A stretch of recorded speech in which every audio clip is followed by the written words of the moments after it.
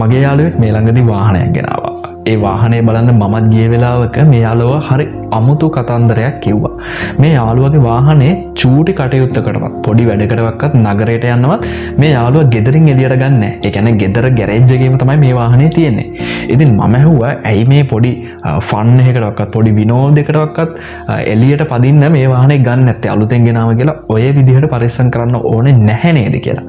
ඒ වෙලාවේ මේ යාළුවා හරිම අමුතු උත්තරයක් දුන්නා. මේ යාළුවා කියනවා මචං මට මේ වාහනේ එළියට ගන්න බයයි. මට හිතෙනවා මේක කොහේ හරි කණ්ඩියක හැපෙයිද. එහෙම නැත්නම් මේක පාර යන වාහනයක හැපෙයිද. මේකේ බ්‍රේක් නැති වෙයිද. ඒත් එක්කම මේක ලිස්සලා යයිද. මේකේ පැච් එකක් යයිද කියලා මට බයයි. ඉතින් මම ඔළුවෙන් විශ්ලේෂණය කරලා බැලුවට පස්සේ මේ යාළුවා බය වෙන සමහරක් කරුණු වෙන්න කිසිම සම්භාවිතාවක් නැහැ. මොකද වාහනේ යාළුත් කන්ඩිෂන්ස් ඔක්කොම බැලුවට පස්සේ මේ දේවල් වෙන කිසිම සම්භාවිතාවයක් නැහැ. නමුත් මගේ යාළුවා ඕනවට වඩා හිතලා අනවශ්‍ය දේවල් කීපයක් ඔස්සේ තමන්ගේ හිත මෙහෙवला ඒ දේවල් වලට හැක් වෙලා. ඉතින් අද හසින්ද හෙලසම් YouTube channel එකේ අලුත් වීඩියෝ එකේ අලුත් මාතෘකාව විදියට මම මෙන්න මේ කාරණය ගැන කතා කරන්න තෝරගන්නවා. ඉතින් අද අපේ මාතෘකාව තමයි overthinking. මනෝවිද්‍යාවට අනුව අපේ මනසට සිතුවිලි ගලාගෙන ඒම. එහෙමත් නැත්නම් සිතීම කියන කාරණය නවත්වන්න බෑ. ඒකත් හරියට අපේ ඇඟ ඇතුලේ පවතින අවයව පද්ධතිවල ක්‍රියාකාරීත්වයට සමාන දෙයක්. අපිට කවදාවත් අපේ වකුගඩු, ආමාශය, අක්මාව ආදී ක්‍රියාකාරීත්වය නවත්වන්න බෑ. සිතුවිලිත් ඒ වගේමයි. සිතුවිලි අපේ මනසට පැමිණෙන්නේ අපේ දිනදා ජීවිතේදී දකින අසන දේවල් වලට අනුව. ඔබ දකින දේවල් සිතුවිලි විදිහට ඔබේ මනස ඇතුළට නිරන්තරයෙන් පැමිණෙනවා. ඒකට මොකද්ද මේ overthinking කියන්නේ? overthinking කියන්නේ අනාගතයේ වෙන්න පුළුවන් යම් සංසිද්ධියක් පිළිබඳ ඔයා ඌමනාවට වඩා එහාට ගිහිල්ලා ඌමනාවට වඩා ඇනලයිස් කිරීම. එහෙමත් නැත්නම් ඔයාගේ මනසට ඇතුළත් වන යම්කිසි thought එකක් ඔයා මනස ඇතුලේ දිගින් දිගටම replay කිරීම. දැන් මේ overthinking නිසා ඔයාට වර්තමානයේ ජීවත් වෙන්න තියෙන අයිතිවාසිකම අමුම නැති වෙනවා. ඕනෑම දෙයක් ඕනවට වඩා හොඳ නැහැ කියලා කියනවනේ. ලෝකෙ මිනිස්සු වැඩිපුරම මැරෙන්නේ කෑම අඩුවෙන් කාපු නිසා හෝ බඩගින්න නිසා නෙමෙයි. කෑම ඕනවට වඩා කාලා හදාගත්ත ලෙඩ රෝග සහ සංකූලතා නිසා තමයි මිනිස්සු වැඩිපුරම මැරෙන්නේ. යුද්ධ නිසා ලෝකයේ ඇතුලේ මිනිස්සු මැරෙනවට වඩා වැඩි ප්‍රමාණයක් සූසයිඩ් නිසා දවසකට නැති වෙනවා.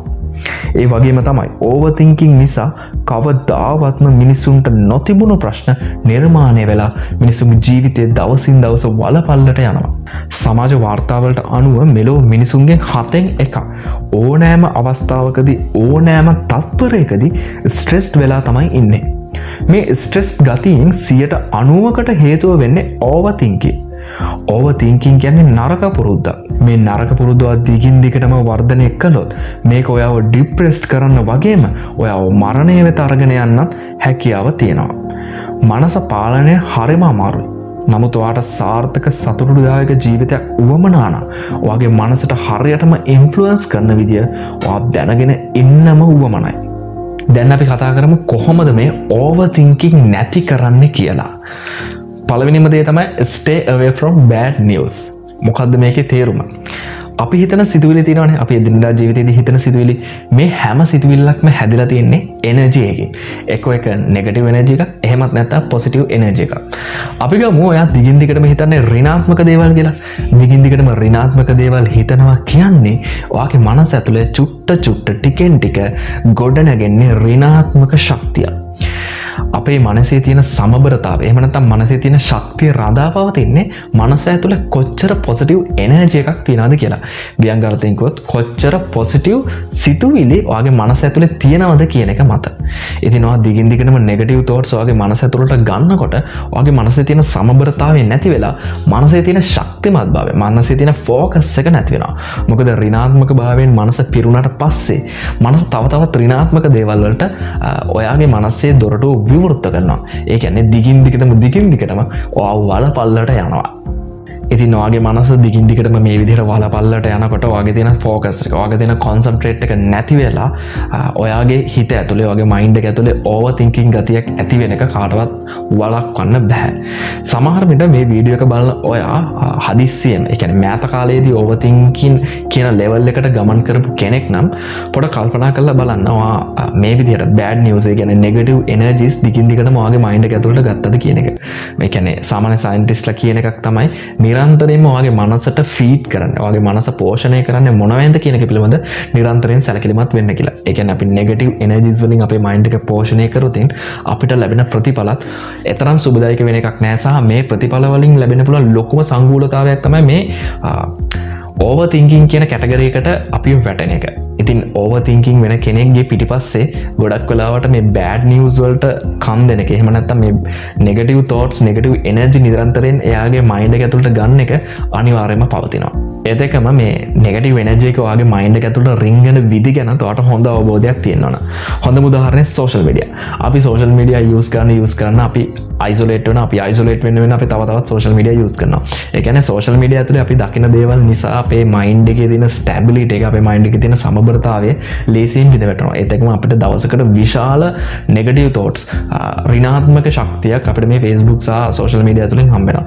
ඒ හින්දා ඔයාට මේ වෙද්දි ඕවර් තින්කින් ගතියක් ඇති වෙලා තියෙනවා නම් ඔයාගේ අධික සෝෂල් මීඩියා පරිභෝජනයත් ඒකට එක්තරා හේතුවක් කියලා මට මෙතනදී සඳහන් කරන්න පුළුවන්. ඒතකම ඕවර්තින්කින් වලින් අයින් වෙනවට දෙවනියට යූස් කරන්න පුළුවන් ක්‍රමවේදයක් තමයි write down your thoughts කියන concept එක. ඒ කියන්නේ අපේ මනසට යම්කිසි සංකූලතාවයක් දැනෙද්දී, අපිට හිතා ගන්න බැරි දේවල් දැනෙද්දී, අපි ඕවර්තින්කින් level එකකට යද්දී පුළුවන් තරම් try කරන්න කොලයක් අරගෙන ඔයාගේ මනසට දැනෙන සියලුම දේවල්, සියලුම සිතුවිලි ඒ කොලයක ලියන්න. මොකද මනසින් හිතද්දී ඔයාට නිකන් මේක පැටලුණු නූල් බෝලයක් විදිහට පේනුනාට ඔයා කොලයක් අරගෙන එකින් එක bullets දාලා මට මෙන්න මේ හිතුණා, මට මේ විදිහට හිතුණා, මෙහෙම ලියද්දී ඔයාගේ ඔළුව ඇතුළේ අර නූල් පන්දුවක් වගේ කැරකිලා ගෙතිලා තියෙන ප්‍රශ්නේ එන්න දශමෙන් දශම පියවරෙන් පියවර විසඳෙනවා කියලා ඔයාටම තේරෙන්න පටන් ගනීවි. මේ කතන්දරය ගැන කතා වෙද්දී, මේ දෙවනි concept එක ගැන කතා වෙද්දී මට මතක් වෙනවා එක කතන්දරයක්. මගේ client කෙනෙක්, එයා university student කෙනෙක්. මේ university student මෙයා campus එකට යන එක ප්‍රතික්ෂේප කරනවා. මෙයා ඒ වෙනුවෙන් හේතු දක්වනවා. මෙයාට යාළුවන්ගෙන් ප්‍රශ්න, මෙයාට campus එකේ libraries වල ප්‍රශ්න, මෙයාගේ canteens වල ප්‍රශ්න, මෙයාට ඒකේ තියෙන සමහරක් දේවල් අල්ලන්නේ නැහැ, මෙයාට ඒ stress එක දරා ගන්න බෑ වගේ නොයෙක් දේවල් කියලා මෙයා ලොකු දේවල් overthink කරලා කියනවා. සහ මෙයා මෙතන overthink කරන ගොඩක් දේවල් සිද්ධ වෙන්න කිසිම සම්භාවිතාවක් නැහැ. මේ overthinking වල තියෙන ප්‍රධාන ලක්ෂණයක් තමයි අපි overthink ඔස්සේ ගිහිල්ලා කියන සමහරක් දේවල් මට මෙහෙම වෙයිද කියලා හිතන දේවල් ඇත්තටම යථාර්ථයක් බවට කවදාවත් පත් වෙන්නේ නැහැ. ඉතින් මේකෙදී මම මෙයාට කිව්වා ඔයා මෙහෙම කොලයක් අරගෙන ඔයාට කැම්පස් එක ඇතුලේ තියෙන මානසික පීඩන ඔක්කොම මෙහෙම පෙළගස්සන්න. ඊට පස්සේ අපි බලමු ඔයාව මේ ප්‍රශ්නට ඇද දාලා තියෙන හේතුව මොකක්ද කියලා. මේ විදිහට එයාගේ අර මනස ඇතුලේ පැටලුණු නූල් බෝලයක් විදිහට තිබ්බ දේවල් මෙයා ක්‍රමෙන් ලිහද්දී අපිට අන්තිමේදී අනාවරණය වෙනවා. මෙයාගේ මේ ස්ට්‍රෙස් එකට හේතුව වෙලා තියෙන්නේ මෙයා ගෙදර ඉඳන් කැම්පස් එකට යන්න ඕන බස් එකේ. ඒ කියන්නේ මේ පෞද්ගලික නෙමෙයි පොදු ප්‍රවාහන තමයි මෙයාට භාවිතා කරන්න වෙන්නේ. ඒ බස් එකේ යනකොට මෙයාට උදෙන්ම නැගිටින්න වෙන එක, බස් එක ඇතුලේ තෙරපිලා යන එක, මේ දේවල් තමයි චුට්ට ස්ට්‍රෙස් එකක් විදිහට ක්‍රියේට් වෙලා අර අනිත් ප්‍රශ්න ඔක්කොම හදලා තියෙනවා. අනිත් ප්‍රශ්න ඔක්කොම හැදලා තියෙන්නේ මේ ප්‍රශ්නෙත් එක්ක ආව ඕවර් තින්කින් එකේ ප්‍රතිඵල විදිහට. ඔයාට වෙන්න තියෙන දරුණුතම හානිය ගණනය කිරීම තමයි තුන්වෙනි පොයින්ට් එක. ඕවර් තින්කින් වලින් මිදෙන්න ඔයාට යූස් කරන්න පුළුවන් තුන්වෙනි පොයින්ට් එක. ගොඩක් වෙලාවට මේ ඕවර් තින්කින් ගතියක් ඇති වෙන්නේ අපි යම්කිසි කාරණයකට, යම්කිසි ප්‍රශ්නයකට මේකේ මෙන්න මේ වගේ රිසල්ට් එකක් එයි කියලා අපේ හිත ඇතුලේ හටගන්න බය. ඒ කියන්නේ ගොඩක් මේ ඕවර් තින්කින් පිටිපස්සේ තියෙන්නේ අපේම හිත ඇතුලේ හටගන්න බය. ඉතින් මේ බය මොකද්ද කියලා ඔයා අඳුරගත්තට පස්සේ ඔයාට හරියට කැල්කියුලේට් කරලා බලන්න පුළුවන්. ඔයාට මේ ප්‍රශ්නෙන් ඇතිවෙන්න පුළුවන් දරුණුතුම පරාජය, එහෙම නැත්නම් දරුණුතුම අවාසිය මොකද්ද කියලා.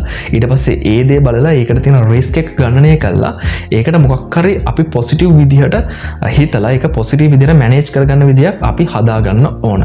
උදාහරණයක් විදිහට අපි ගමු ඔයා ජොබ් ඉන්ටර්විව් එකකට ඇප්ලයි කළා. ඒ ජොබ් ඉන්ටර්විව් එකේ දවස කෝල් කරනකම් ඔයා බලාගෙන ඉන්න කෙනෙක් කියලා. ඔයා මේ ගැන ඕවර් තින්කින් කරනවා කියලා හිතමු. අපි හිතමු ඔයා හිතනවා මගෙන් එදාට මේ ප්‍රශ්නේ හයිද, මගෙන් එදාට මේ වගේ දේවල් හයිද, මේ දේවල් දන්නවා කියලා හයිද, මට මේ විදිහට වචන පැටලෙයිද, මේ විදිහට අනාගතේ නුදුරු අනාගතේ වෙන්න තියෙන දෙයක් පිළිබඳව ඔයා ඒ දවස් ඇවිල්ලත් නැහැ, ඕනවට වඩා හිතමින් කාලය නාස්ති කරනවා. එතකොට මේ වගේ අවස්ථාවකදී ඒවා කැල්කියුලේට් කරලා බලන්න මෙතනදී ඔයාට වෙන්න පුළුවන් දරුණුතම හානිය මොකද්ද කියලා. දැන් මේ අවස්ථාවේදී නම් ඔයාට වෙන්න පුළුවන් දරුණුතම හානිය තමයි ඔයාව මේ ඉන්ටර්විව් එකෙන් රිජෙක්ට් වෙන එක. ඒ කියන්නේ ඔයාට මේ ජොබ් එක හම්බෙන්නේ නැති එක. එතකොට අපි ඊට පස්සේ මේක ධනාත්මක පැත්තකට හරව ගන්නවානේ. ඒ තමයි හරි කමක් නෑ ජොබ් එක හම්බුන්නේ නැති වුණාට කමක් නෑ මට මේකෙන් ලොකු එක්ස්පීරියන්ස් එකක් හම්බුණා ලොකු එක්ස්පීරියන්ස් එකක් හම්බුණාට පස්සේ මට මීට වඩා හොඳ ජොබ් එකකට ඉන්ටර්විව් කරන්න පුළුවන් මේ එක්ස්පීරියන්ස් එක සහ මේ නොලෙජ් එක යොදාගෙන කියලා අන්න ඒ විදිහට අපිට මේක පොසිටිව් සයිඩ් එකට හරවන්න පුළුවන් ඒ නිසා නිරන්තරයෙන් ඔයාලට මොකක් හරි ප්‍රශ්නයක් ගැන බයක් දැනෙන වෙලාවට ඕවර් තින්කින් ගතියකට පෙළඹෙද්දී ඔයාට ඒ ප්‍රශ්නය හින්දා ඔයාට අත්වෙන්න පුළුවන් දරුණුතුම අලාභ හානිය පිළිබඳව හිතලා ඒක නෝට් ඩවුන් කරන්න ඊට පස්සේ ඒකට අදාළ දේවල් ඇනලයිස් කරන්න ඊට පස්සේ එතනින් එහාට ඒ ප්‍රශ්න ගැනවත් ඒ බය ගැනවත් හිතන්න යන්න එපා විශේෂයෙන් ඕනමට වඩා හිතන්න යන්න එපා හතරවෙනි කාරණේ විදිහට මම කියලා දෙන්නේ පොඩක් අනාගතයට ගිහිල්ලා ඔයා වර්තමානයේ මුහුණ දෙන ප්‍රශ්නේ දිහා බලන්න කියන එක. මගේ ක්ලයන්ට්ස්ලා ගොඩක් කට්ටියට මම දෙන උපදේශක් තමයි මේක. ඒ කියන්නේ ගොඩක් කලාට මිනිස්සු වර්තමානයේ තියෙන ප්‍රශ්නයක් අල්ලගෙන අනාගතය පිළිබඳව ඕවර්තින්ක් කර මට අනාගතයේදී මෙහෙම වේද අනාගතයේදී මේ වගේ දේවල් නැති වේද කියලා ලොකු මානසික අවුල් ජාලාවකට පත් වෙනවා. ඒ වගේ වෙලාවට මම කියන්නේ දැන් ඉන්න තැන ඉඳන් අවුරුදු 5-6ක් ඉස්සරහට ගිහිල්ලා බලන්න. උදාහරණයක් විදිහට අපි හිතමු ඔයා රිලේෂන්ෂිප් එකක් බ්‍රේක් අප් වෙලා ඒක පිළිබඳව ඕවර්තින්ක් කර ඉන්න කෙනෙක් කියලා. මම ඔයාලට යෝජනා කරනවා දැන් ඉන්න තැන ඉඳන් අවුරුදු 5ක් ඉස්සරහට ගිහිල්ලා ඔයා වර්තමානයේ මුහුණ දෙන ප්‍රශ්නේ දිහා බලන්න කියලා. එතකොට අපි හිතමු දැන් අවුරුදු 25යි අවුරුදු 30කට ගිහිල්ලා අවුරුදු 30 මැචුවර්ඩ් පර්සන් කෙනෙක් විදිහට වගේ අවුරුදු 25 ප්‍රශ්නේ දිහා බලන්න.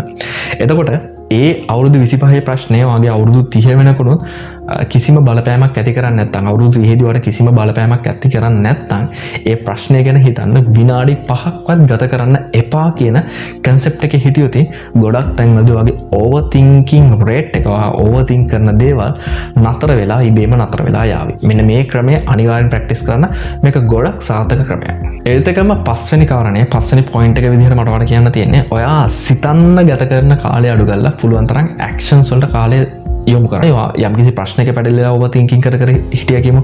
මට වඩා කියන්න ඕන දේ තමයි ඔයා overthinking කරා කියලා ඒ overthinking එකෙන් ඔයාගේ ප්‍රශ්නෙට කිසිම විසඳුමක් ලැබෙන්නේ නැහැ. සහ ප්‍රශ්නේ විසඳීම ඉක්මන් වෙන්නේ නැහැ. ප්‍රශ්නේ තව තවත් අවුල් ජාලාවක් බවට පත් වෙන එක විතරයි වෙන්නේ. ඒ හින්දා පුළුවන් තරම් ඔයාට ප්‍රශ්නයක් ඇති වුණාට පස්සේ අර මම කිව්ව විදිහට කොලයක් අරගෙන note down කරලා short out කරලා ඔයාට තියෙන සැබෑම ප්‍රශ්නය අඳුරගෙන ඔයාට තියෙන සැබෑම බිය අඳුනගෙන ඒක වෙනුවෙන් යම් කිසි action එකක් ගන්න. ඒ කියන්නේ ඒක වෙනුවෙන් යම් කිසි ක්‍රියාවක් ආරම්භ කරන්න.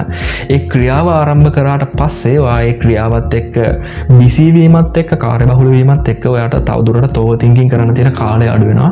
ඕවර්තින්කින් කරනවා ඕවර්තින්කින් වලට යන තියෙන පොටෙන්ෂල් එක අඩු වෙනවා. ඒත් එක්කම වැදගත්ම දේ තමයි නිරන්තරයෙන් අපි හිතනවට වඩා අපි යම් කිසි අයිඩියා එකක් අපි ඔළුවට ආවට පස්සේ යම් කිසි ක්‍රියාවක් තිබ්බට පස්සේ අපි ඒක ක්‍රියාත්මක කිරීම තමයි වැදගත්ම.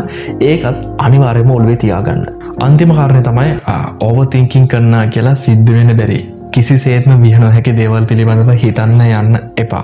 ඒ වගේ දෙයක් ඔයාට හොඳටම තේරෙනවා. නෑ මේක කවදාකවත් වෙන්න බෑ කියන එක පිළිබඳව ඔයාට තේරෙනවා නම් ඔයාට පුළුවන් වෙනවා ඔයාගේ මනස ඇතුලෙන් ශක්තිය ගොඩනගාගෙන එන ඒ සිතුවිලි ඔයාගේ හිත ඇතුලෙන් අයින් කරලා දාන්න. දැන් මේකට උදාහරණයක් විදිහට මගේ එක්තරා යාළුවෙක් ඉන්නවා. අපි මෙහෙම හිතමුකෝ. මේ යාළුවගේ අම්මයි ඒ යාළුවගේ අම්මගේ නංගි. ඒ කියන්නේ මෙයාගේ පුංචි අතර පොඩි චූටි රණ්ඩුවක් වෙලා තියෙනවා. අවුරුද්ද දවස්වල පොඩි රණ්ඩුවක් වෙලා තියෙනවා. ඉතින් මගේ මේ යාළුවා හිතනවා ඒ වුණාට මේ පුංචි ඇවිල්ලා මෙයාගේ අම්මට ගහයි, බනි, ඇසිඩ් ගහයි. එහෙම නැත්නම් අම්මව මරන්න ප්ලෑන් කරයි. මේ වගේ කිසිම වෙන්න කිසිම සම්භාවිතාවක් නැති දේවල් ගැන හිතනවා. ඉතින් මට වට කියන්න ඕනේ ඔයා ඕවර්තින්කින් කරාට ඔයාගේ ඇඟෙන් ඔයාට නොදැනීම ඔයාට ඕවර්තින්කින් වෙනවා ඇති. නමුත් මේ විදිහට වෙන්න කිසිම හැකියාවක් නැති තනිකරම අමුතු ගණේ දේවල් ගැන හිතනකොටම ඒ දේවල් හිතද්දිම ඔයාට තේරෙන්නේ නැහැ. මේ දේවල් වෙන්න සම්භාවිතාවක් නැහැ. මේක මගේ මනස ඇඳෙන මායාවක් කියලා. ඒ සැනින් ඔයා මේ දේවල් යටපත් කරගන්න ශක්තිමත් වෙන්න ඕන. ඒක ශක්තිමත් භාවය ගන්න හොඳම විදිය තමයි භාවනා කිරීම.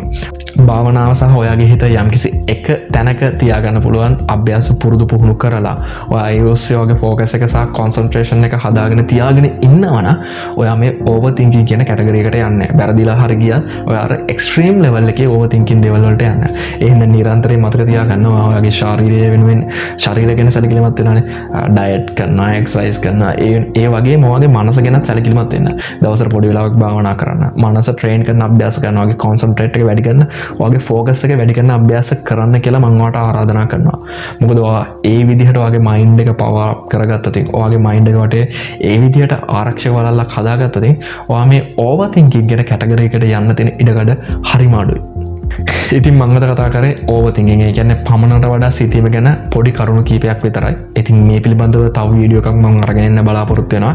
ඒත් එකම මේ වීඩියෝ එක ගැන අදහස් පල්ලෙහා කමෙන්ට් සෙක්ෂන් එකේ දාන්න. මාව තාමත් subscribe කරලා නැත්නම් subscribe කරන්නත් අමතක කරන්න එපා. එහෙනම් මං ගිහින් යනවා. ඔයාලා හැමෝටම ජය වේවා.